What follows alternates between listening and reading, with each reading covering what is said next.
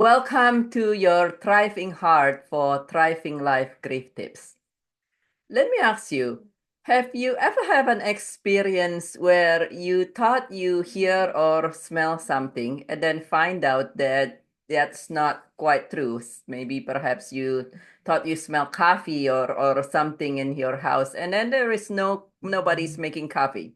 Or perhaps if you've been experiencing grief, have you ever have a time that you feel almost like you're losing it? Many people come to me and they say, "Oh, you know what? I wonder if I'm losing it." And sometimes they have people. Sometimes maybe you experience people telling you that you're losing it or worry. Maybe they didn't tell you, but you can tell that they worry that they're thinking that you're losing this. And it could be friend, it could be some other family member. Sometimes even social workers and occasionally therapists. Many people come to me with this concern. They said, I wonder if I'm losing it because I really, for the last week, I, I, I am 100% confident that I am smelling the cookie that is perhaps their significant others or their mother or their grandmother used to make.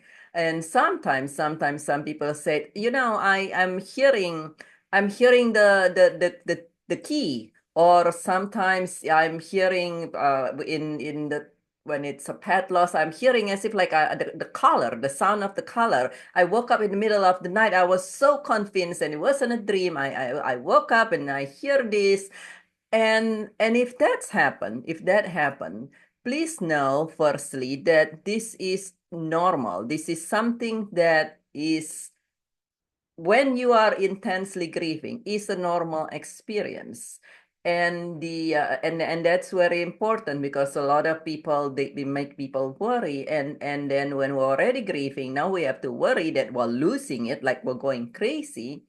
That just adds to your weights, and you don't need that. The reasons this happen, understanding this can help you understand and kind of feel okay with that. But this really happened for multiple different reasons. If you're grieving and you thought you're hearing things, or you thought you're smelling things, or maybe you really feel like you're smelling them, or both, it's the smelling is the more common one. And the reason for that is we know now through many studies that grief changes your brain. So in other words, grief changes the way your brain, your the neurons in your brain fire and wire. So grief is very well known to change the cortex as well as the part of the brain such as the hippocampus.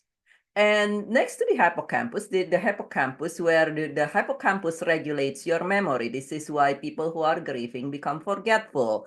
The hippocampus also regulate your ability to learn. So many times people who are grieving have a tough time even understanding things that they used to be able to understand. And this hippocampus is actually in your brain connected to the smelling regions of the brain. So there's a part of your brain that control the smelling, and the hippocampus is associated with this. So when your hippocampus grief is known to impair the hippocampus, it will impair the smelling regions as well, and on in addition to that, grief also goes to a different part of your brain, the cortex. And this is the part of there is part of the brain that affected, and it's nearby another part of your brain where you control your hearing.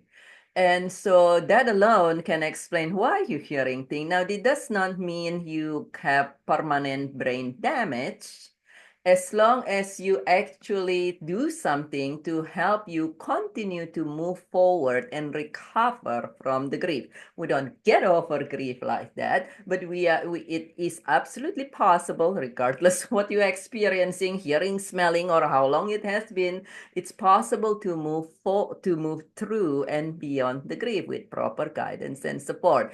And the other part reasons this happen also is grief triggers your fight or flight system as well as your stress system, and both your fight or flight and your stress systems heighten your sensory. And so perhaps it's a noise of something else, but because your sensory is so heightened, and there is the part of the longing as well, the psychological part of the longing of you perhaps longing for that person's, the two combined can create a false things that you hear or smell.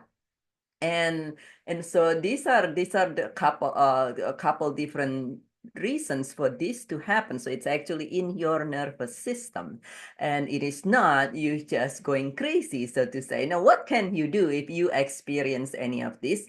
The first one is we mentioned to know that this is part of the process of grief, and as long as this is something that you experience because you're grieving, it is something that is an indication that you want to receive help to move through and beyond your grief, to move through and recover from your grief.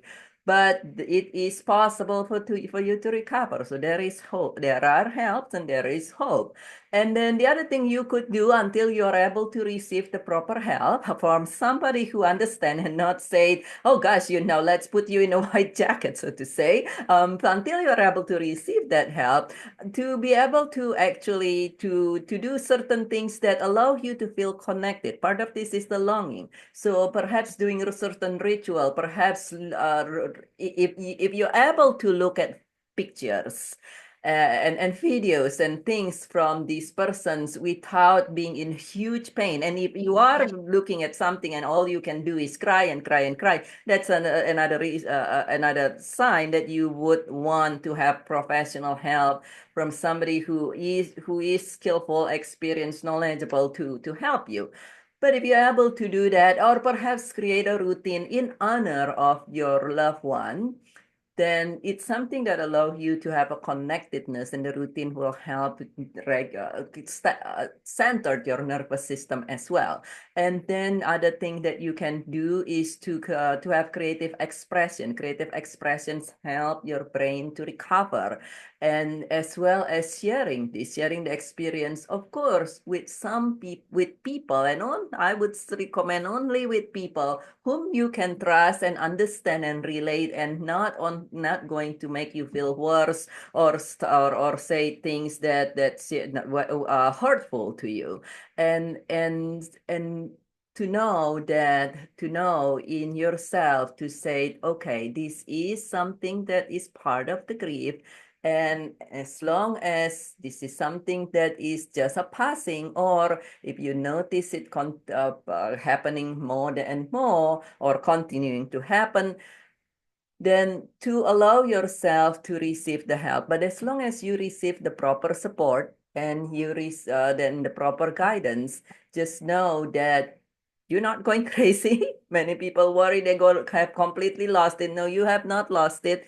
And all these, as well as all the other things with grief, with proper support, with proper help, with the correct approach, you will be able to move through and recover from it the way that in the way that feels good for you, where you can feel and be as normal as possible. Grief change all of us, and at the same time, it is also possible to regain your peace of mind, to regain your ease, to regain your life, and in ways that you would love to regain them. And if you have any questions, please feel welcome to post them in the comment or message me directly at drtan for grief@gmail.com. And that's DRTAN for grief@gmail.com. And if you find these videos useful, please subscribe as well as like the video, and feel welcome to share it with anyone that might benefit. There's a lot of people worrying when they experience this, when they are grieving. And so please share them with people so they too can have peace of mind. And this is Dr. BirgitteTan with Joyful Riches Beyond Grief. I care about you very much, and I look forward to see you again in the next video.